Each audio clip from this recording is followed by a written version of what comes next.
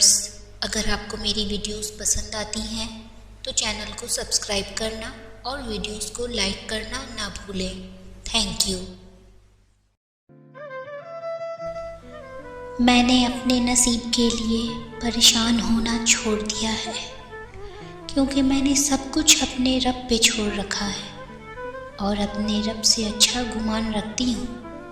جب بھی کوئی برا خیال مجھے گھیر لیتا ہے تو میں رب پہ بھروسہ کر کے اپنے خیال کو بدل دیتی ہوں، یہی سوچ کر کے میری قسمت میرے رب نے لکھی ہے، پھر جیسی ہوگی اچھی ہوگی، اور رب بھی تو وہی کرتا ہے۔